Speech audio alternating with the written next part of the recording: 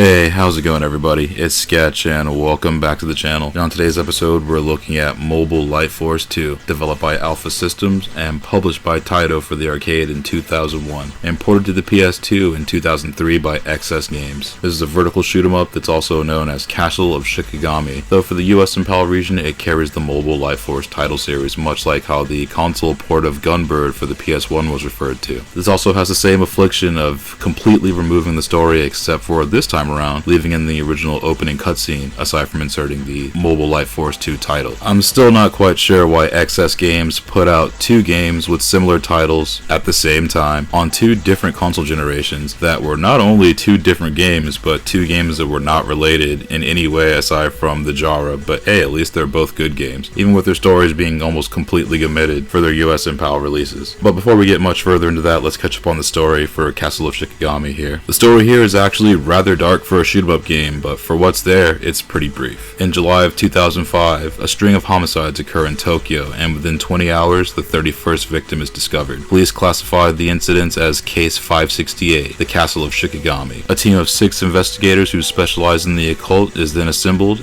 as the body count continues to rise. Even the manual for Mobile Light Force omits the story entirely, but does tell you more about the 6 playable characters, which is actually pretty interesting. Gameplay wise, you've got a vertical shoot 'em up where instead of flying a ship or vehicle, you pilot a person as your craft. The game in appearance looks similar to cave shooters with its sprites and animations. You'll go through 5 stages that are broken up into 3 sections, each having a mini boss encounter before the main boss. You have a standard shot where if you hold the fire button down, will concentrate fire and pull all items to you. You also have a rapid fire shot and screen clearing attack, which also puts in mad work on bosses. The game also uses a function where the closer your hitbox is to enemy projectiles will create tension that buffs your attacks as well. You get 3 stocks per life along with a life bar, though this is also similar to a cave shooter since the bar represents a life essentially. The game is fairly generous in that regard since the gameplay itself can be pretty brutal with the amount of enemies on screen and the hail of bullets that will soon be coming your way. This is one of those games where you'll see incrementally more of it as you play since it's pretty difficult in parts, and the further in the game you get, the difficulty's creeping up there right alongside you. Graphics wise, it's a 3D polygonal shoot 'em up and it's not really lacking in the visual department. Colors are fairly bright and character models stick out pretty well against the backgrounds and enemy fire. The screen clearing attacks here also look pretty sick with some really nice lighting effects work. Bosses in game also come in all shapes and sizes, with some smaller human sprites to massive nearly half and full screen bosses towards the latter end of the game. And the enemy designs here, while maybe not all amazing, look pretty dang tight with some interesting models and at times even feudal era aesthetics. Castle of Shikigami also wastes no time throwing waves of enemies and fire patterns on screen. There are points where it feels like it's almost impossible not to collide with something or get hit by bullet hell levels of projectiles, but it looks tight with as much as there is happening on screen and without much in the way of slowdown. Sound wise, it's got some fairly solid sound work, and the soundtrack, while maybe not super memorable, has got some jams in there that'll keep the action moving along. There's also a good bit of voice work here, as well as some of the character banter with boss characters and vocal indicators when taking damage and losing a life. It's got some chunky sounding explosions here too, so it all rounds out to be pretty decent in the audio department. On the whole, Mobile Light Force 2 isn't a bad shoot 'em up whatsoever. It's just strange that XS Games brought over 2 solid games, stripped the stories and the titles, and repackaged them with branding that doesn't really reflect what the games actually are. Either way, it's one of those games where aside from the box art, both are great additions to any shoot 'em up collection and certainly serve up a good challenge. It'd be cool to get more of the background in game as you go, but again, we're not really playing shoot 'em ups for the stories most times now, are we? Mobile Light Force 2 gets a 7.5 out of 10 and comes recommended for shoot 'em up fans and fans of arcade games. It's got a hefty difficulty curve, but it's overall a pretty fun one to run through once you learn the ropes. The PS2 version is usually cheap and will serve up a fair amount of play for those who want to figure out a fairly challenging bullet hell game and possibly have it be a gateway to more challenging titles later on. The series has 3 entries and I definitely want to check out the rest of them in the near future to see how the story unfolds as far as the narrative, since even without the story, this was a pretty fun one all the same. And I thank you again for checking out this video. If you find these videos helpful, that's awesome. I'm glad you can use it as a resource. Check back often. We'll have more reviews and commentaries coming up in the near future. But until then, take it easy, stay safe out there. I'll see you on the next one.